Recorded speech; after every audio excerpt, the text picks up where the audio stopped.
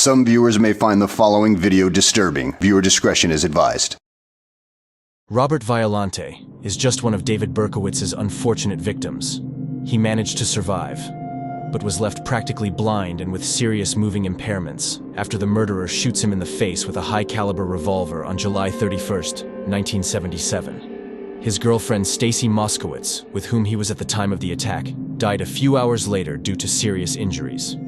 This would be the last crime committed by the murderer after a long series of incidents where we can count knife assaults, shootings, and fires.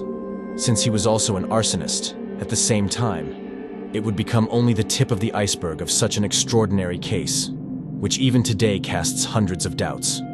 Between 1976 and 1977, the city of New York met what would probably be one of the most feared murderers in its history.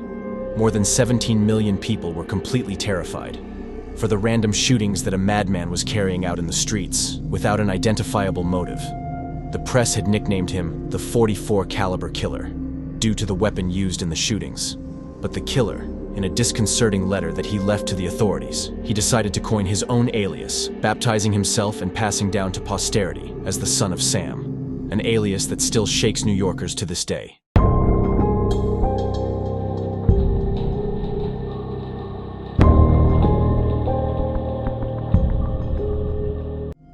He was born on June 1st, 1953, in Brooklyn, United States, and was named after Richard David Falco. But both his father and mother decided to give him up for adoption just 4 days after his birth, because they separated shortly after his birth. Nathan and Pearl Berkowitz, a middle-class couple, decided to adopt the boy, naming him David's Richard Berkowitz. At the age of 5, he would find out that he was adopted, which would awaken in him a certain need for attention and anxiety since he was little. David was an extremely problematic, lying, and shy child. However, this shyness, accompanied by a strong depression, alternated with outbursts of violence and hatred towards others. He was easily frustrated and used to lock himself in the closet in the dark when he was angry, which happened quite frequently. His parents could do little or nothing about such a character, despite being a shy boy at school. On some occasions, he was aggressive and confronted other classmates. He was of average height, but stocky. And although he had a reputation for being rather reserved, with some people he could be quite intimidating.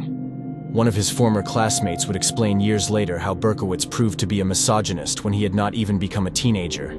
He created a club named Haters of Women, which had a couple of followers who very possibly formed it to attract attention. However, that hatred in David Berkowitz was very real. Yet, behind that provocative behavior, a neighbor of David's in those years assured that he was an attentive and friendly boy, and that it was likely that he was secretly in love with her, but was unable to confess it. Years later, while in prison, Berkowitz kept in touch, through letters, with the forensic psychiatrist David Abrahamson. Berkowitz formed a very trusting relationship with Dr. Abrahamson. In his letters, Berkowitz spoke to him about his past, feelings, fears, joys, and any personal topic. In one of his letters, you can see that in the end, after so many years, he maintained an irrational hatred against women and blamed them for everything. These are two excerpts from a letter sent on June 6, 1979. I think that if I were to have a good, mature sexual relationship with a woman, I wouldn't have killed. If I would have been able to participate in many kinds of sex acts and orgies, I wouldn't have killed. I would have been content and happy without destruction. Sex, I believe, is the answer.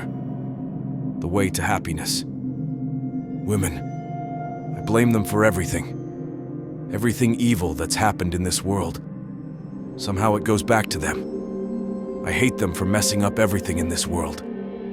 They've really screwed my life up good. In 1967, Pearl Berkowitz, David's adoptive mother, died of cancer when he was 14 years old, something that left him completely devastated. At the same time, he began to feel a deep hatred for the girls who rejected him. The reality was that he was not attractive to girls in any way.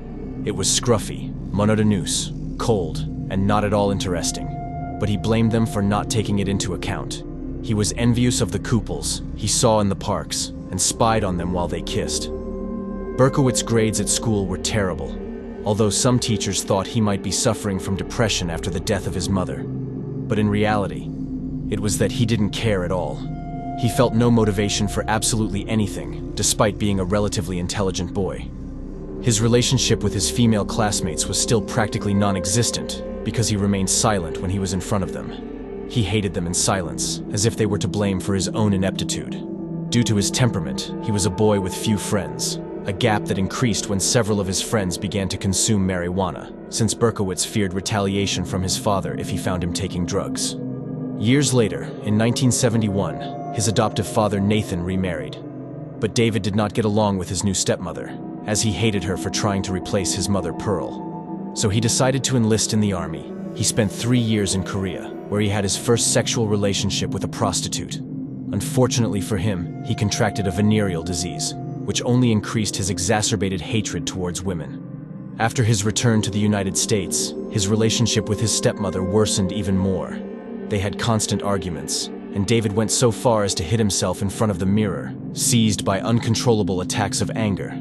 That is when he decided to rent a small apartment in the Bronx in order to become independent. During that period, he worked in various jobs. Shortly after, perhaps motivated by the lonely life he was leading, he decided to look for his biological parents through a telephone directory. He managed to find the address of his mother and a stepsister and sent them a postcard. Days later, the reunion occurred. He began to visit them regularly, since he was always welcome. During this period, he seemed to feel happy, in a way. He believed he had recovered his real family, despite this new life. David Berkowitz, he was far from feeling satisfied. The resentment he had towards women continued to grow, as did his violent fantasies. He imagined what it would be like to kill them, and experience pleasure with it. He used to stalk young girls and loving couples in parks, as he had been doing since he was a teenager. Until one day, he finally decided to take it a step further. On Christmas Eve 1975, Berkowitz drove his car to a dark part of the city and saw a lone woman leaving a supermarket around 7 p.m., approached her stealthily and stabbed her in the back with a knife, and fled. The woman was never identified, but it would not end there. A few hours later, he began following a 15-year-old minor named Michelle Foreman, whom he stabbed 6 times in the head and chest, leaving her lying on the sidewalk before fleeing again. The girl managed to get up and ask for help. Luckily, Michelle only suffered minor injuries and managed to recover. But those would be the first signs of the homicidal thirst, which was driving Berkowitz mad. Although this second attack was reported to the police, the suspect could not be found, who was savoring his impunity by walking the streets where he had stabbed both young women, certainly feeling great satisfaction. The experience of attacking 2 women in a single night had managed to excite him. However, the chosen weapon was neither practical nor lethal. In June 1976, and for the sum of $130, he managed to buy a bulldog revolver, caliber .44, with a 5-shot magazine. A somewhat unusual weapon with little precision, but terribly deadly at close range. With it, he would begin his new criminal stage as a serial killer. Shortly before the shootings began, David Berkowitz moved to Yonkers, north of New York, where he met a couple of guys who said they were interested in the occult sciences, something that had caught his attention since adolescence. His adoptive parents were Jewish, and he had always led a life linked to their beliefs, but after the death of his mother, he began to show a clear apathy towards everything that was related to religion. His new friends invited him to a meeting in which he would appear before a self-proclaimed sectarian group called the 22 Disciples of Hell. For the first time in his life, David felt accepted. Practically at the same time, he began to appear more and more withdrawn from his family. Although he had gotten a job as a mail carrier that provided some stability, and he had new friends from the cult, he certainly still felt frustrated. At the beginning of 1976, visits to his mother's house became less frequent. His stepsister began to worry, as David had constant headaches. She recommended that he visit a doctor, but he ignored her. On the night of July 29, 1976, when Berkowitz was only 23 years old, he went out onto the street with his loaded .44 caliber revolver, ready to kill. 18 years old Donna Lauria and 19 years old Jody Valenti were chatting inside of a vehicle in front of Donna's house. Around 1 a.m. in the morning, when Donna opened the car door to go home, they both noticed a young man watching them a few meters away, with a brown paper bag in his hand. Suddenly, the subject took out a revolver and began to shoot. The 2 girls were seriously injured, while Donna's father, who was inside the house, upon hearing the shots came out to help them. But the attacker had already disappeared. Jody Valenti received a bullet in the hip and managed to survive. However, Donna was wounded in the neck. She bled to death on the way to the hospital. She died in her father's arms. The Bronx was at that time a neighborhood of Italian-American gangsters, and it was thought that it could be a settling of scores. The possibility was also considered that Donna's ex-boyfriend had been the author of the shots. Those first hypotheses would be discarded almost immediately by the police. Johnny Valenti was in a state of shock and was unable to describe the attacker in detail. He only remembered that was a young man, no more than 30 years old, robust, and with curly hair. July 29th, 1976. 18-year-old Donna Lauria was sitting in a car with Jody Valenti in front of Donna's house. 2 shots blasted through the car window. Donna was killed instantly. My wife comes screaming in the hall. They were shot. I ran down. By the time I got down, she was dead in the street. And that was it. There was nobody around. My daughter was 18 years old, and that's what he took out of my heart, 18 years. At the same time, the large caliber of the weapon used in the shooting caught the attention of investigators. Those were .44 caliber bullets, mainly designed for use in carbines and rifles, but also used in some revolver models. Its great power and the recoil it produces make it an ammunition that makes it difficult to use at long distances, especially in a weapon of these characteristics. The months passed, and the case went cold. There were no clues or anything to explain that attack. Some police officers began to suspect that some inept mafia hitman had mistaken his objective, murdering a completely innocent girl. At the same time, David Berkowitz felt ecstatic. He had killed a girl and was beyond suspicion. Even so, he tried to be careful and wait a while before acting again. On October 23, 1976, 18 years old Rosemary Keenan and her boyfriend, 20 years old Carl Denaro, were in the Queens area, a place quite far from the Bronx, where the first attack had been committed. Rosemary was driving the vehicle, while Denaro was in the passenger seat. A few minutes after stopping in a lonely place, Denaro was shot in the back of the skull. At a very short distance, the attacker had approached from behind and had surprised them while they were talking, firing 5 shots, of which only 1 hit the target. The only bullet that Denaro received uncovered his skull, but luckily, he did not receive serious damage to the brain, although it was necessary to intervene urgently and implant a metal plaque. The young man had been inches from death. The truth was that Berkowitz had mistaken Denaro for a woman, since he had long hair at the time of the attack, and at no time did he see him from the front. The murderer had proposed to exclusively eliminate young women. And if it were not for this confusion, and the fact that he missed the other 4 shots, the victim would have undoubtedly been Rosemary Keenan. After the investigations, the motive for the attack could not be corroborated. The agents never suspected that it could be the same guy who killed Donna Lauria in the July 29th incident. A month later, on November 27, 1976, a new shooting occurred in the Queens area. This time, the victims were 2 girls, 16 years old Donna Damasi and her friend 18 years old Joanne Lamino, who were shot by a subject who asked them for directions. They both managed to survive. But Joanne would remain a paraplegic after receiving a shot in the spine. Both agreed that the attacker was a blonde guy with long hair. The police were perplexed faced with the attacks and the contradictory descriptions of the witnesses. At that point, and with living victims, they were still not sure what the murderer really looked like. 2 days after Thanksgiving, it was almost 1 a.m. Donna Damasi and Joanne Lamino were standing on the stoop of Miss Lamino's home in Belrose. The killer began firing. He hit Donna Damasi in the neck, Joanne Lamino in the back. Both survived. Joanne Lamino is paralyzed. On January 29, 1977, a new murder shocked the community. 30 years old John Deal and his fiancée, 26 years old Christine Freund, were surprised by a subject who shot them with a revolver while they were inside a car. John Deal. He was unharmed, but Christine Freund was shot in the head and died. Neither victim had seen their attacker. Police made the first public acknowledgement that the Freund-Deal shooting was similar to earlier incidents, and that the crimes might be connected. All the victims had been struck with .44 caliber bullets, and the shootings seemed to target young women with long, dark hair. Christine Freund, 26 years old, is dead in a shooting that has no apparent motive. An explosion came, at the same second as I heard it, I turned.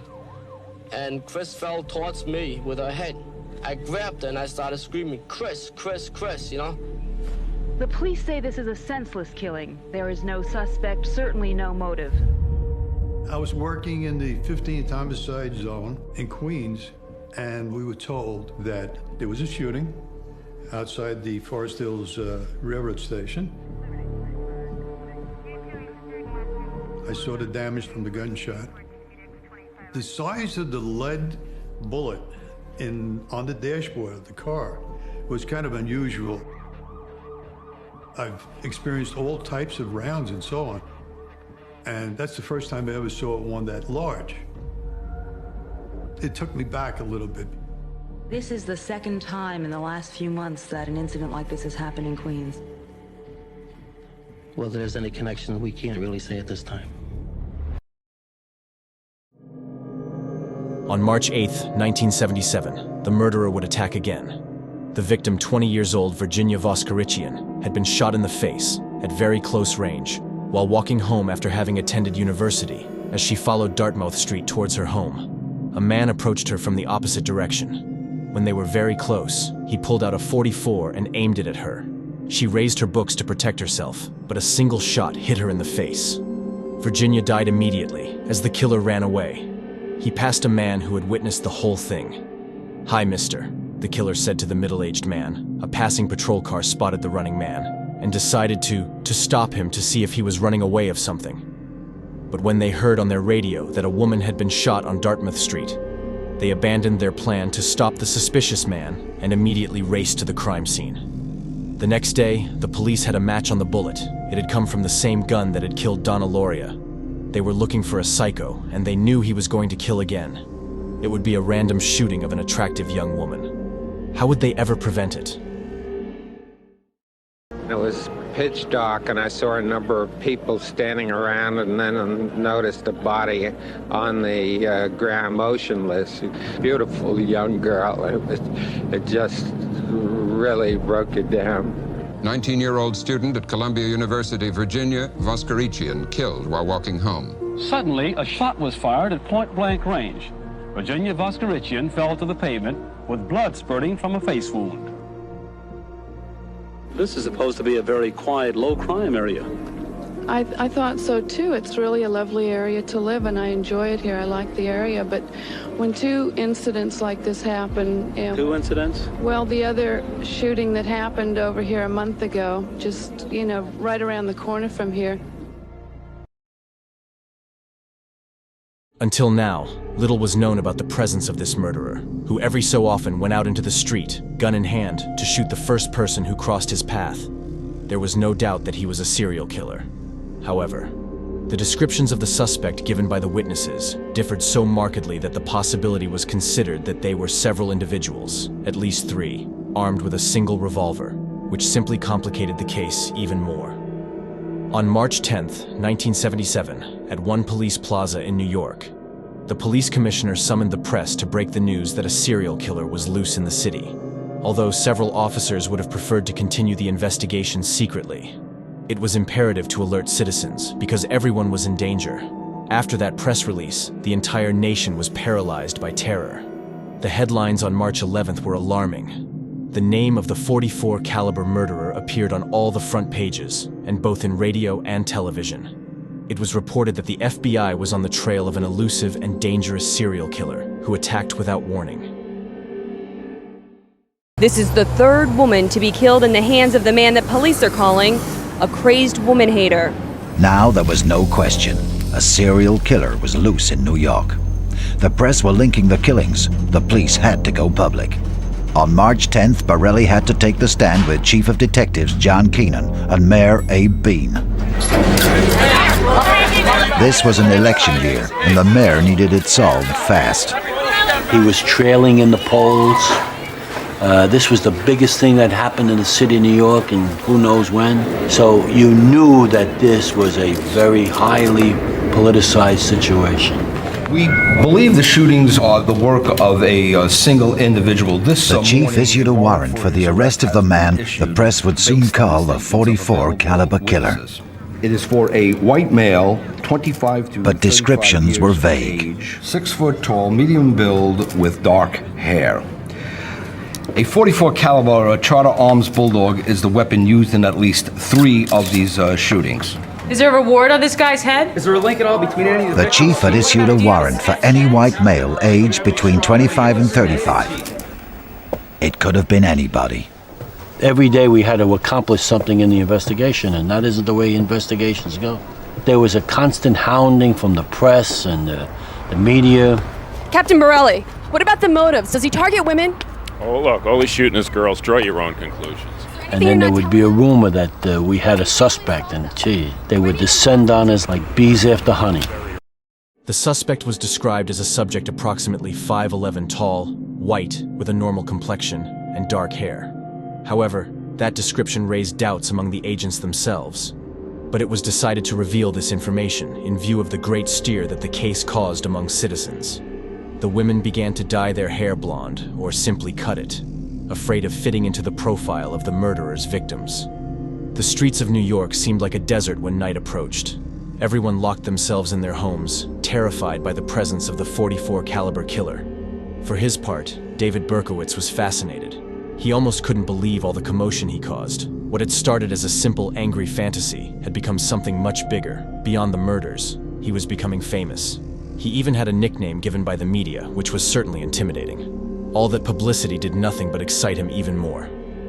On April 16, 1977, around 3 in the morning, 18-year-old Valentina Suriani and 20-year-old Alexander Esau were sitting in their Mercury Montego in the Bronx area, not far from where Donna Lauria had been killed. Suddenly, the window erupted and 2 bullets struck Valentina in the skull, killing her instantly. The next 2 shots hit the top of Alexander Esau's head. Alexander was still alive when they were found by the police. Unfortunately, Alexander only survived 2 hours after arriving at the hospital. Early yesterday, the killer struck again, returning here to the Bronx 2 blocks from his first attack. 18-year-old Valentina Suriani and her steady boyfriend, 20-year-old Alexander Esau, were parked in his car on the Hutchinson River Parkway Service Road. At 3 a.m., 3 shots tore through the side window of the car. Valentina died, a bullet wound in the head. Alexander was hit twice in the head. He died at 9 o'clock last night. The first policeman to arrive at the murder scene found a white envelope addressed to Police Captain Joe Borelli, who was Timothy Dowd's deputy. 8 police officers handled the letter. But even when their fingerprints had been eliminated, it appeared the killer had only used the tips of his fingers, making the prints unable to match. The letter said the following: I am deeply hurt by your calling me a wee mom hater. I am not, but I am a monster. I am the son of Sam. I am a little brat.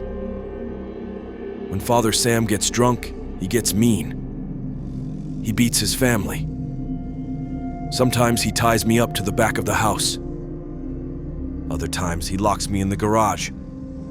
Sam loves to drink blood. Go out and kill, commands Father Sam. Behind our house, some rest. Mostly young, raped and slaughtered. Their blood drained. Just bones now. Papa Sam keeps me locked in the attic, too. I can't get out, but I look out the attic window and watch the world go by. I feel like an outsider. I am on a different wavelength than everybody else, programmed to kill.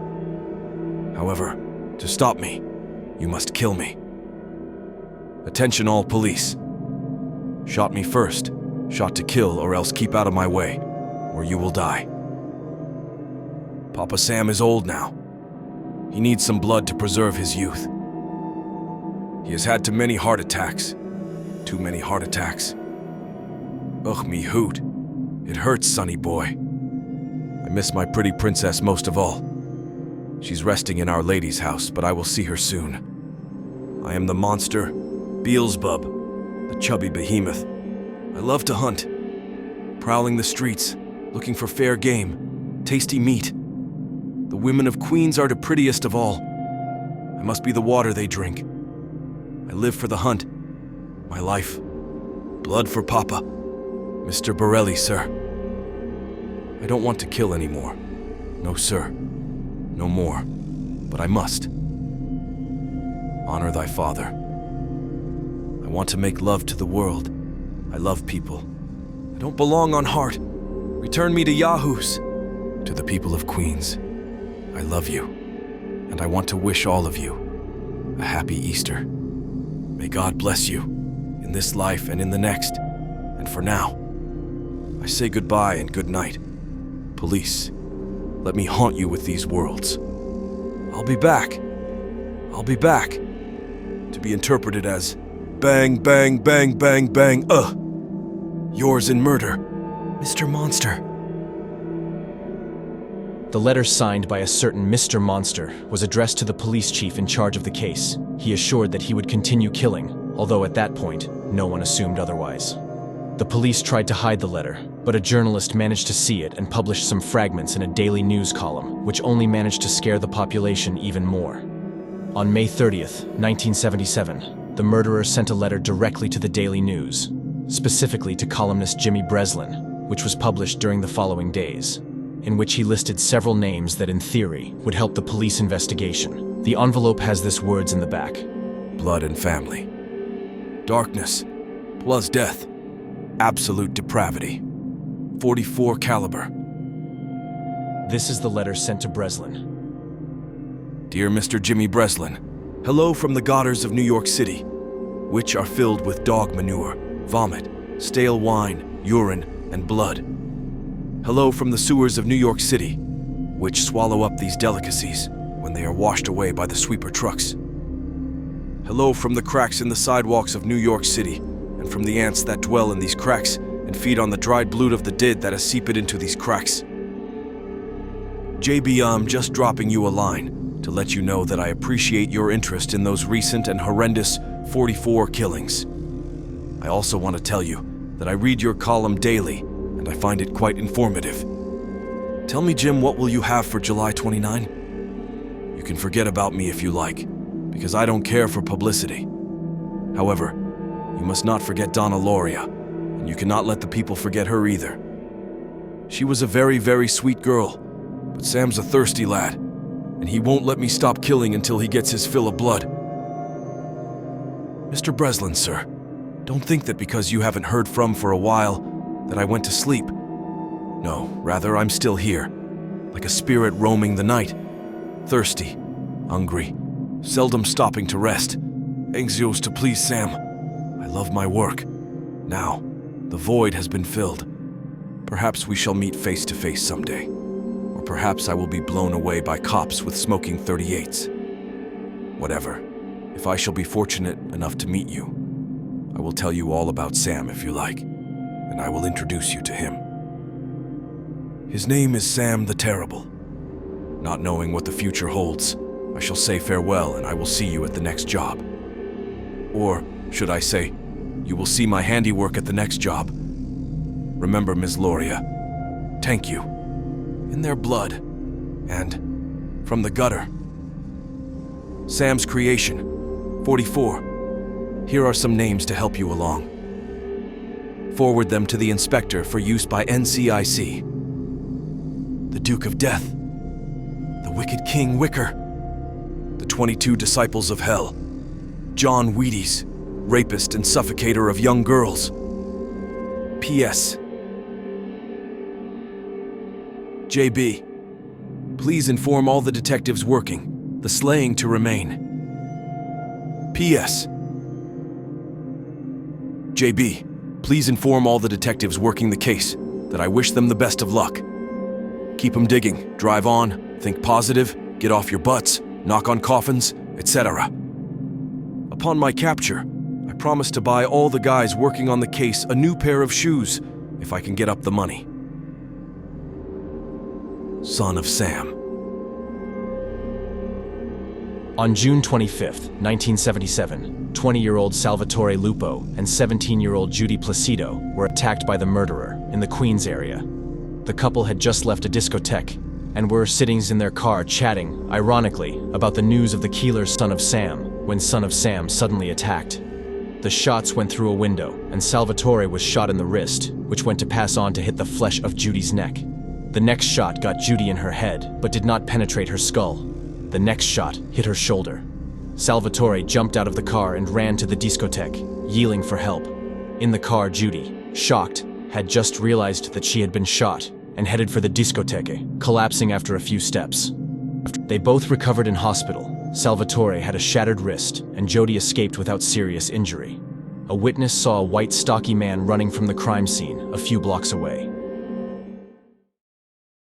For almost a year, New York police have been looking for a murderer they call the .44 caliber killer. Overnight, he hit again, this time wounding a young couple parked in a car. Whoever he is, it was his 7th attack in 11 months. Police found a familiar pattern. This car parked early in the morning, not far from a night spot. A pretty girl with long dark hair and her date hit by .44 caliber bullets fired without warning through a side window. Sal Lupo and Judith Placido both survived, although one shot missed Miss Placido's spinal cord by 2 centimeters. The next day, the news was on the front page of all the newspapers in the country. The son of Sam had become the #1 enemy of the United States, and hundreds of police officers joined the search for the deranged murderer. In addition of the disconcerting shootings caused by the son of Sam, and that they had the entire community terrified, New York was in the middle of a tremendous financial crisis. Added to this, a severe heat wave made the whole situation even more unbearable. On July 13th, however, everything went out of control. Known as the Great Blackout of 1977, the city of New York was left completely in the dark due to a power outage, which had serious consequences. Thousands of families locked themselves in their homes, terrified, fearing that they would be the next victim of the son of Sam. However, at the same time, thousands of people took the streets to loot businesses and commit all types of vandalism. The looting affected around 1,600 stores. More than 1,000 fires were recorded. 550 police officers were injured in various confrontations, and arrested about 4,500 people involved in the incidents, which even continued on July 14th in broad daylight. It was estimated that the cost of the damage after the Great Blackout exceeded $300 million. Thus, with shaken morale, New Yorkers witnessed, a few weeks later, a new shooting. On July 31st, 1977, in the district of Brooklyn, 20-year-old Bobby Violante and 20-year-old Stacy Moskowitz had just seen a movie, and at about 1:45 a.m. parked opposite a playground and softball park under a street lamp. They decided to have a stroll around the park. When they were walking around, they noticed a hippie-type man leaning against the wall of a public toilet. At the same time, another couple, Tommy Zino and Debbie Crescendo, were sitting in their car and noticed the hippie-type man as well. Under the street lamp where Bobby Violante had parked was the place that Tommy Zino had just moved from, as Tommy thought the street lamp was too conspicuous, an action that probably saved both of their lives. In the park, Bobby and Stacy headed back to the car. By now, the hippie-type man had gone. They were sitting in their car, talking and kissing for a while, when suddenly, son of Sam fired 3 shots through their car window. Bobby's eardrums exploded instantly. He felt Stacy collapse in his arms, but he was unable to see her as the bullets had blinded him. Tommy Zano saw all of the happenings in his rear-view mirror of him. "What was that?" asked Debbie as she heard the gunshots.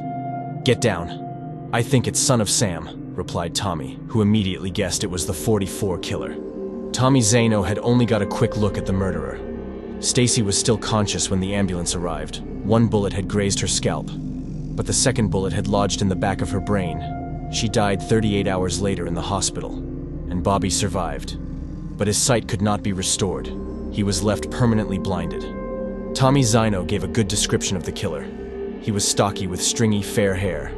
This matched the description given by Donna and Joanne, but not with the dark, curly-haired man described by Jody Valente, the police wanderer, if he was wearing a wig. The police would have more clues than they expected in this latest attack.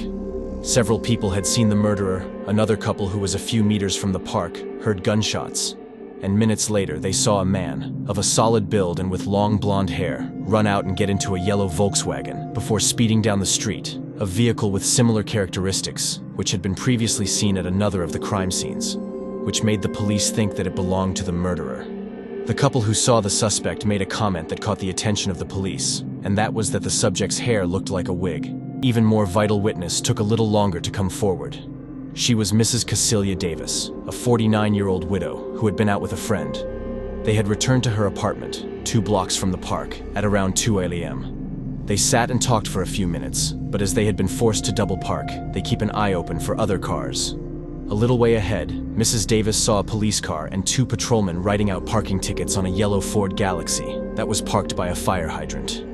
When they saw the police car, his friend prepared to go down and move his car, but the police car turned around and left the street. At that moment, the Galaxy pulled off, but couldn't get past the double-parked car. The man in the Galaxy impatiently honked. Mrs. Davis's friend hurriedly pulled off. The Galaxy followed, speeding. A few minutes later, Mrs. Davis went out to take the dog for a walk in the nearby park. She noticed a couple making out in a car. It was Bobby Violante's car. After a couple of minutes in the park, Mrs. Davis got back, on her way home. She saw a man with dark hair and a blue denim jacket striding across the road. He was walking with his right arm stiff, as if something was hidden up his sleeve. She recognized him as the man of the Ford Galaxy earlier. A few minutes later, already in her house, she heard gunshots. The next day, she saw the news about the shooting and recognized Bobby's car. She connected the dots, and she realized that the man she had seen was the son of Sam. But she did not come forward with this information immediately, because the killer could easily identify her, and he knew where she lived. She was in danger. 2 days after the shooting, she told 2 close friends what she had seen. One of her friends called the police on her behalf. Detective Joseph Strano visited her and took her statement. But at the end, he told her that the murder was another man. As they were looking for a blonde man, she now felt that she had risked her life for nothing. She threatened to go, anonymously, to the newspapers with her story, to humor her. The detective take his statement again the next day. This time also bring along a police artist to make a sketch of the man. He didn't believe her because he already checked the local police records of traffic tickets, and there wasn't any ticket in the area that night. But the police cars patrolling the area had been seconded from other boroughs. It was until 10 days later that 4 missing tickets turned up. 3 of the cars were quickly eliminated. The 4th, a yellow Galaxy, number 561XLB, belonged to Davis Berkowitz of 35 Pine Street, Yonkers, a suburban area just north of the Bronx. Police officer James Justice made a call to the Yonkers police station and contacted an operator named Weith Carr, informing her that he was working on the case of Sam's son and that he needed the records of a subject named David Berkowitz. The woman became excited as she knew him and had serious suspicions that he was the murderer who had terrified all of New York, although she did not have any evidence. The operator told the detective that Berkowitz lived near her house and that she was sure that he had tried to set fire to his property, in addition to having wounded the family dog with a revolver. The detective go to her house to take her statement. There, her father, Sam Carr, told the detective that Berkowitz had threatened him on several occasions, especially because, according to him, his dog would not let him sleep. The detective began to investigate the neighborhood and found several similar stories regarding the strange subject. Some residents of the area were sure that he was responsible for several fire threats committed in their homes. Another owner in the area told the detective that someone had shot one of his dogs to death, and that he had also received several threatening letters shortly before the incident. Berkowitz turned out to be an extremely conflictive neighbor who constantly argued with the people of the neighborhood, accusing them of being part of a magical group that only sought to harm him. When the specialists and handwriting specialists had access to the threatening letters, they noticed that the handwriting was identical to the letters sent by Sam's son, David Berkowitz, immediately became the main suspect. On August 10, 1977, detectives John Longo and Ed Zigo were sent to verify Berkowitz's identity upon approaching the building where he lived. The agents recognized the suspect's Ford Galaxy, which was parked in plain sight. In an outburst, perhaps driven by desperation to stop the elusive murderer, one of the agents opened the door of the vehicle and found a semi-automatic Mark III commando rifle, a clearly illegal weapon, and of considerable destructive power. No citizen of the United States could wander the streets with such weapons.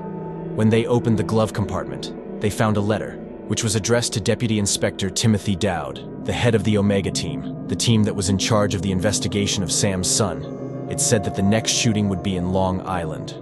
The agents were perplexed. They had found Sam's son. Police from all over the city were brought in. They stacked the car for around 6 hours, until Berkowitz turned up. He was a stocky man, with a round cherubic face and dark hair. When he got into the driver's seat, he found himself staring down the barrel of a police revolver. Berkowitz simply smiled. Detective John Felotico opened the passenger door, held his .38 to Berkowitz's head, and told him to get out. When he puts his hands on the car roof, Felotico asked, "Who are you?" Berkowitz smiled and responded, "I am the son of Sam." He surrendered without resistance. After being interrogated, David Berkowitz confessed each and every one of his crimes. He also admitted to being the author of the threatening letters and assured that he was only following Harvey's orders, the pet of Sam Carr, his neighbor, according to Berkowitz, a dog possessed by a demon, which had him completely obsessed and did not let him sleep with its barking. Shortly after, he understood that he was communicating with him telepathically and ordered him to leave to the streets to kill women. David had unloaded his revolver on that dog after sending a threatening letter to Sam Carr, but the animal had survived. He also admitted to having committed 1,488 arsons. Because he was also an arsonist, his career as an arson maniac had begun in 1965 when he was 12 years old, just before he begins to kill and torture animals. He killed his mother's parakeet, Pudgy, by giving it small doses of cleaning fluid over a period of 3 weeks. Each and every fire was well documented in 3 diaries found in his apartment. In them, he had a record of blazes that note times, locations, weather conditions, and firebox numbers. Some are near the spots where he later killed one of his victims. The authorities seemed relieved after the arrest of the criminal. The nightmare had lasted a year, leaving 6 dead and 7 injured, when the feared son of Sam appeared for the first time before the television cameras after his capture. The world was shocked. Berkowitz was a chubby, disheveled guy, and with an innocent look, he was far from the monstrous image that the press had given him. However, he smiled while they took photographs of him. He was enjoying his moment of fame, and he felt proud. When the police entered his apartment, they discovered that he was living in a real pigsty. On the walls were hundreds of writings with satanic connotations, inverted crosses, pentagrams, and other inconsistencies. Next to a gap in the wall, the following message was found. "Hi, my name is Mr. Williams, and I live in this hole. I have several children who I am turning into killers wait till they grow up. My neighbors, I have no respect for, and I treat them like shit. Sincerely, Williams." All the evidence, added to the disorganized murders and the incoherent statements, pointed to the fact that the accused was possibly mentally ill. Although some had serious doubts, the psychiatric examinations ruled that David Berkowitz suffered from paranoid schizophrenia. But even so, he was fit to face a trial. In fact, more than one specialist suspected that he could be feigning insanity to avoid being sent to prison and ending up in a psychiatric center. The news did not stop talking about the case of Son of Sam, and it was on the front page for several weeks, while various demonstrations demanded that he be put behind bars once and for all. A year later, on May 8th. In 1978, David Berkowitz was transferred to the Brooklyn Supreme Court in an armored van to prevent any type of attack. Once the trial began, Berkowitz behaved like a truly deranged man, uttering threats, mocking Stacy Moskowitz's parents, repeatedly calling her a whore, and even causing a commotion by trying to jump from a courtroom window located on the 7th floor.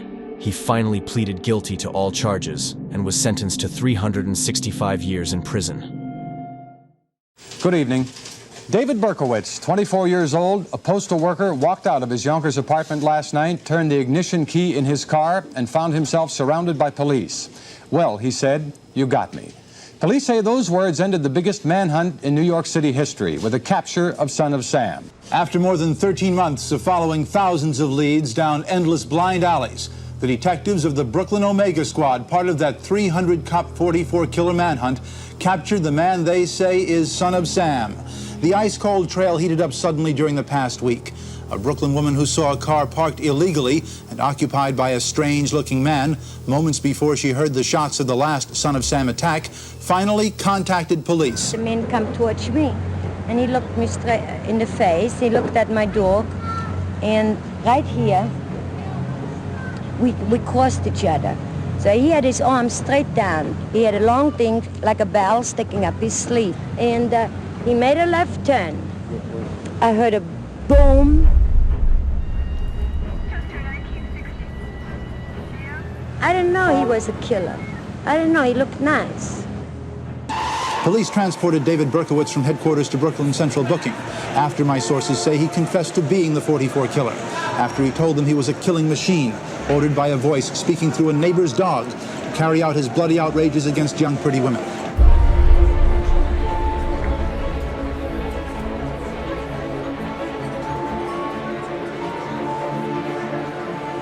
In general, his neighbors describe him as basically nice, quiet, kept to himself, perhaps a little strange, perhaps a little moody.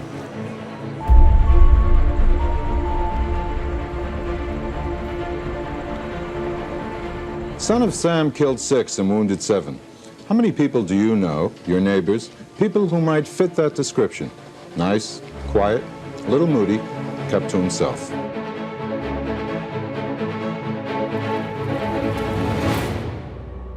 But the story would not end there. The enormous fascination that this case brought could not be silenced. Several of the witnesses insisted that it was not the subject they saw fleeing the scenes of the crimes. The presence of the blonde man with long hair was still not explained, who was also seen in some of the shootings, nor the mysterious yellow Volkswagen. There was the possibility that Berkowitz had an accomplice. For his part, the convicted man assured that he had acted alone. What could not be explained is why in some of his attacks, he showed himself to be a precise and lethal killer, while in others, he turned out to be rather inept, with almost all the shots missing. Several dark aspects began to emerge in the case. One of them was the fact that Berkowitz claimed that he had never met his neighbor, Sam Carr, in person. That was extremely strange, especially if we take into account that he had supposedly threatened him because of his dog's barking at night. In addition to taking his name to create his distinctive alias, Sam Carr, in turn, acknowledged that he had not seen Berkowitz in person either, and that he only learned of his existence when his neighbor had shown him another threatening letter, where he also said that he would kill his dog. Shortly after, this neighbor's pet was found dead. Sam Carr received a similar letter, which said, "If you don't shut that dog up, I will be forced to kill him." Shortly after, Sam Carr's German Shepherd was shot. That same letter would be compared to several of the letters that Berkowitz sent, both to the police and the press, and which would end up incriminating him. The fact that he called himself the son of Sam meant that in some way, Berkowitz was obsessed with his neighbor. What seems strange is that he had never met him in person. He had not even seen him from a distance. What was the point of all that? Were they just the delusions of a schizophrenic? Or was there something further behind the critical messages from the murderer? The journalist named Maury Terry, who followed the case after Berkowitz's imprisonment, found a wealth of evidence that made him doubt that Berkowitz was the only person responsible for the murders. His investigations, they were harshly criticized at first, since this particular case had become a true goldmine for the press, and it was not unreasonable to think that an unscrupulous subject, he will only seek to benefit from the questioned fame of the son of Sam. However, his discoveries were surprising, and even led to reopening the case. Terry was obsessed with the letters sent by the murderer during his reign of terror in New York. Although they seemed incoherent, something told him that they contained a mystery that had not been elucidated by FBI investigators. In one of these letters, Berkowitz mentioned the 22 Disciples of Hell, a satanic group that was never identified or investigated by the police during the trial. In fact, they did not even know of its existence. Terry also discovered that Berkowitz's neighbor, Sam Carr, had 2 sons, John and Michael. Apparently, they both hated their father.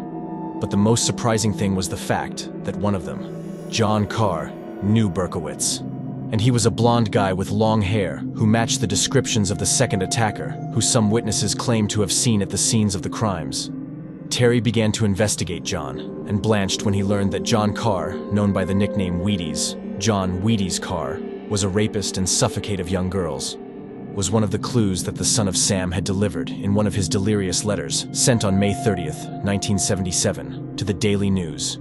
In it, he also mentioned the Duke of Death, the Evil King, and the 22 Disciples of Hell. If the 22 Disciples of Hell and John Wheaties were not a simple invention of Berkowitz, who will be the other subjects named in that letter? Did they really exist? Was John Carr a murderer too? Terry decided to find and interview John as soon as possible. While trying to locate his suspect, Terry learned that in New York, during the attacks attributed to Sam's son, more than 80 dogs were found skinned on the outskirts of Walden, an hour from Yonkers, where the murderer lived. It was evident that Berkowitz was obsessed with dogs. But was it possible that he was also the author of those massacres? Some boys from the area of the findings, a wooded and uninhabited area, told Maury Terry that in that place, a satanic sect carried out all kinds of rites with animal sacrifices. The boys said that this group called itself the Disciples of Hell. The name of the 22 Disciples of Hell came to the fore again, confusing the young journalist, Sensing that he was onto something big, Terry went to the police and presented his discoveries, but his attempts to convince them were in vain. They thought that he was just a journalist in search of fame. Terry did not lower his arms and continued with his investigation. In 1978, Terry found the whereabouts of John Wheaty's car. However, he was dead. He had been found in a small town in North Dakota called Minot. According to the police report, he had committed suicide with a shotgun blast to the mouth. However, upon reviewing the file, it was quite suspicious. Some police officers commented to Terry that the suicide actually seemed like a murder. Near Carl's body, some initials were found, written in blood, that read SSNYC. A subject who takes his own life with a shotgun could hardly write something with his own blood. Terry realized that SSNYC could only mean one thing: Son of Sam. New York City, as if that were not enough. On the palm of John Carr's hand, the number 6666 had been written in blood, which left no doubt, at least for Terry, that the 22 Disciples of Hell were a satanic organization much more numerous and fearsome than it seemed. With all this evidence, Terry went to the police again, and this time his investigations were taken seriously. The Queen's prosecutor was forced to reopen the case. Unexpectedly, Berkowitz himself wrote a letter to a California preacher. In that letter, and without knowing it, he confirmed many of Terry's suspicions. In the letter, he stated that he was a member of a secret sect, that he had promised to keep the secret or face death, and therefore could not give the name of the sect. According to him, this sect was made up of a mixture of satanic practices, which included the teachings of Aleister Crowley and Eliphas Levi. Their preventions were, and still are to this day, bloodthirsty. These people will stop at nothing, including murder. Terry, for his part, found the whereabouts of John's brother, Michael Carr. But again, he found a dead body. Michael had died in a traffic accident, crashing into a pole at high speed. Still, there were some doubts around his death that could indicate the participation of third parties. However, in February 1979, David Berkowitz held a surprising press conference in which he assured that all his stories regarding the satanic dog that ordered him to kill were completely false. Maury Terry did not stop and continued investigating. After appearing on a television program talking about the connection of Sam's case with demonic entities, Terry talked about the writing on the walls of Berkowitz's room, Carr's dog, and John's supposed suicide. Berkowitz sent him a letter after learning of his comments on the show. This is an excerpt from that letter. Maury, the public will never, ever truly believe you, no matter how veiled your evidence is presented. They will never believe you, unless you could first convince the public that I was sane all along. This is really the foundation for your arguments. The first question people want to know is one of insanity. If they think me insane, then what good will your articles be? Obviously, this question must be answered first, before you begin any investigation in which you are trying to use my words as a reliable source. Maury, I will tell you now and quite personally that all the things which people saw, the strange writing on the wall, the Tope Tower apartment with the letters and books scattered about, the broken wall, etc. This, you see, was all by deliberate design. It was a deliberate act. It was set up this way as a means of feigning insanity. But this is only part of the story. Yet, I will take the responsibility here and admit that I am in no way insane, nor was I ever insane. The broken wall of my apartment was only knocked on in several days before I got arrested. I'm quite certain that any police detective will confirm to you that there were still numerous pieces of plaster chips on my rug below the hole. As for the scrawls on the walls, if I recall correctly, they were done in red magic marker. But if you notice, all those markings were very much alike. Why? Because they were only written on the walls within several days before my arrest. The apartment was the same way in general. The books, magazines, pornographic literature, etc. was left scattered to pay-turvy about my floor only days before my arrest. I never had very much furniture. But within a week before I was arrested, I threw out the several good pieces I had. The furniture was loaded into a small van and deposited in front of Salvation Army Warehouse on Columbus Avenue, Route 22 in Mount Vernon. Early one morning and a few hours before the building opened, the hardware was placed near the front of the building. All this may seem unimportant to many, and may be unimportant to you. However, this clearly points to advanced planning, and of course, sanitation. Let me also add that nobody from the public, police, or prosecutor's office knows this. Even if the police found out, all they could do was shake their fists at me and laugh at me being clever. But it wasn't all my idea, and I'm certain you know this. So unless you could first convince the general public that I'm a sane and rational person, then those articles you continue to write would amount to nothing. Every time you cute me, every time you say, Berkowitz said this, Berkowitz said that, it would mean very little and have no credibility. In the letter, according to him, he had simply invented them so that everyone would think he was crazy, and to avoid being evaluated as fit to stand trial, all the evidence found in his apartment on the day of his arrest had been a simple setup to simulate dementia in case he was caught. Berkowitz's room was a real disaster the day it was raided by police officers. However, the bed, a sofa, a stereo, and a pile of clothes were taken from the apartment just a week before his arrest. All those satanic symbols and the hole in the wall were also made in that same period of time. Berkowitz gave the names and prices of the company from which he rented the truck for said operation, and Terry confirmed that the prices were what the accused pointed out. In another letter, David Berkowitz told Terry that he once tried to get a job at a kennel because, in his own words, "Some people needed dogs. I think you understand what I'm trying to say." Immediately, Terry remembered the most of 80 dogs sacrificed. After a couple of interviews with the kennel, the journalist corroborated the veracity of Berkowitz's statements. In another letter sent to Terry, Berkowitz asked him the following: "Call the Santa Clara Sheriff's Office in California. Please ask the sheriff what happened to Arliss Perry." On October 13th, 1974, it had been reported that a body had been found in the Stanford University Church. The victim had been a girl named Arliss Perry, who was beaten and suffocated before being killed with an ice pick stuck in her head. The details that Berkowitz gave to Terry about this crime never appeared in the press, and only agents who were involved in the case knew about them. Berkowitz definitely knew much more than was thought. Terry also seemed to have found links between the 22 Disciples of Hell and Charles Manson himself that could translate into an unthinkably colossal investigation. So much so that the resources would not be enough to complete it. However, on July 10, 1979, David Berkowitz was slit by a prisoner inside the prison, but he managed to survive. 53 stitches were necessary, which ran from the left side of his neck, across his throat to the nape of his neck. After the attack, Berkowitz refused to denounce his attacker, although he assured that the assassination attempt had been instigated by the followers of the satanic cult to which he had belonged. Apparently, he was talking more than necessary, and they tried to silence him. When the agents investigating the case of Arliss Perry spoke with Berkowitz to find out the identity of the murderer, he refused to talk about the subject, because according to him, if he spoke more, they would kill his father. Years later, the stubborn Maury Terry managed to find out the name of the sect's leader, Roy Alexander Radin, a tycoon who lived in California. However, he had been murdered in 1983, taking all the investigations to a dead end. Terry is the author of a book called The Ultimate Evil, in which he presents all his hypotheses and the follow-up of the case.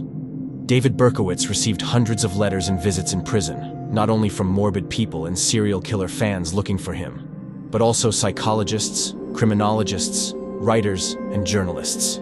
Everyone wanted to know more about his story and came to offer large quantities of money so that the murderer could give them exclusive information. Given that the monetary proposals offered to Berkowitz began to increase, reaching alarming figures. For example, the McGraw-Hill Book Company made a deal for the purchase of the rights to Berkowitz's story. The arrangement included a $250,000 advance, a $150,000 profit to the ghostwriter, and $75,000 to Berkowitz. In response to the public outcry over this arrangement, the city of New York decided to create the Son of Sam law, which stipulates that no criminal can access economic benefits from the production of books, films, or other similar items related to the stories of their crimes. David Berkowitz is being held at the Shawangunk Correctional Facility in the Hudson Valley. Over the years, Berkowitz has given several interviews to different media outlets and has constantly expressed his regret. However, he has also proven to be insensitive, unstable, and a pathological liar. He was never really affected by the crimes he committed, and on several occasions he has changed his version of events. The only thing he repeats over and over again is that there were demons involved in the crimes, also on repeated occasions. Recognize that he felt a deep hatred towards women because they had ignored him all his life. From a psychological point of view, not recognizing one's own mistakes or always entrusting responsibility for them to a third party is a classic characteristic of psychopaths. It is likely that the voices in their head or diabolical possession are not more than excuses to justify his actions. In an interview, Berkowitz even said that he regretted the fact that Christ had not appeared to him before, insinuating that if that had been the case, he would not have carried out the shootings. This is another way of stating that the crimes were driven by forces that he did not control. In a vain attempt to victimize themselves, many serial killers have approached religion, once behind bars, as a way to show that they have changed, and where they no longer represent a threat to society, such as Luis Alfredo Garavito or Jeffrey Dahmer. Unfortunately, it has been proven on countless occasions that psychopaths with these characteristics are never rehabilitated, and if they are released, it is very likely that they will continue murdering. When Berkowitz began to realize his murderous fantasies, he was surprised to realize that he was becoming a famous criminal, which fueled his thirst for prominence. Overnight, he stopped being a nobody and became a dangerous and fearsome subject, although anonymous, possibly. That anonymity led him to create the Son of Sam, his alter ego, in order for his actions to be clearly identifiable, and he succeeded. It could be said that the murders committed by Berkowitz began as a reflection of his misogyny and clear contempt for human life. But at the same time, they managed to satisfy his need to attract attention. Many serial killers prefer to commit their crimes by strangling or stabbing. Berkowitz, however, used a revolver. Serial killers of this type, who use firearms to murder, are also usually arsonists, as they respond to a need to commit destructive acts at a moderate distance. Berkowitz himself confessed to having 1,488 fires were perpetrated throughout New York, confirming the theories of specialists regarding this type of criminal profile. Today, David Berkowitz is 70 years old, says he is a completely different person. In 1987, he converted to evangelical Christianity and said that he no longer wanted to be known as the Son of Sam, but as the Son of Hope. Since then, he has dedicated himself to counseling the most problematic inmates and giving religious talks oriented to topics such as forgiveness and redemption, in addition to writing essays for certain Christian websites. In an interview recently released to television, declare again that it was all because he was possessed by a demon. Thought I was doing something to appease the devil. I'm sorry for it, but I really don't want to talk about it anymore. Appease the devil? Well, I was, at this time, I had, was serving him. You know, I was serving him. I feel that he had taken over my mind and body, and I just surrendered to those very dark forces. I regret that with all my heart, but, you know, that was like 40 years ago, and I understand that it was a demonic thing, and, you know, I just opened myself up to some very dark forces to come in, and I can't, you know, change that. I look at that in disbelief. I can't believe that happened. I look back, none of it makes any sense. It doesn't make any sense at all. I was under strong delusions. That's what happens when you come under those powers. You're under strong delusions. You just don't, you know, you look back and say, what the heck happened? That was just mental darkness. I was serving Satan. Well, we get to the end. If you liked this video, consider leave your like, subscribe, and share it. This would help me a lot to continue uploading this type of content. Also, leave a comment, and I will try to read and respond to all of them, as I want to learn how to produce better content. See you in the next video.